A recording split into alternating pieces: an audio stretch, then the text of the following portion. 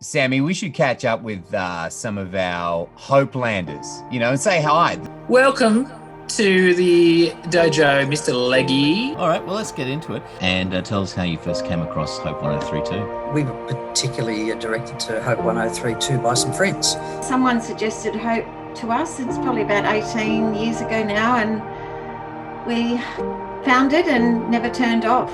Sue, thank you so much for having a chat with us. I really appreciate your time. It's a pleasure. It was pretty clear that in the mornings, Hope was a different flavour of radio. It's like that passage, it's that light in the darkness, right? It's that you want to allow it to, to radiate the light. And that's the community at the moment. I think it's just the fact that, you're there as a voice which is different from so many of the voices that are crying out at the moment, and it is a voice of hope. The number of times there's been a song pop on, you just burst into tears because that's exactly what you needed to hear. It's just amazing. I can't imagine what it would be like if those ministries weren't available through 103.2. You've had a pretty astounding background. There's a lot that's gone on in your life. Can you tell us a little bit about some of the challenges that you have experienced? Yeah, definitely there have been times in my life that I've faced hardship. When Mum passed away, Dad was just devastated. He really wasn't coping and he was run down, and my daughter and I ended up moving in with him to keep him company and just to provide some care. And then when he passed away, there was a struggle in the family around, selling the house and cleaning it out, and there was some issues that came out of that. And we got to a point where there was only 2 weeks before we had to move out, and we still didn't have anywhere to live.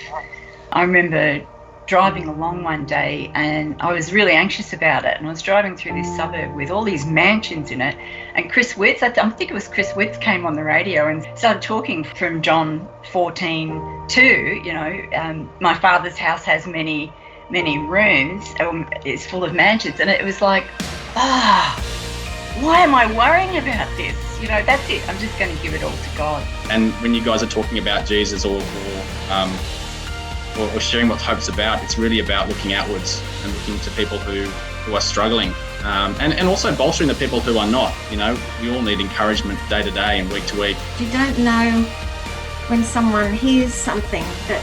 I remember being broken, ruined on the floor one morning listening to a song years ago that just what God had done for me, through your station years ago. So it's a great blessing.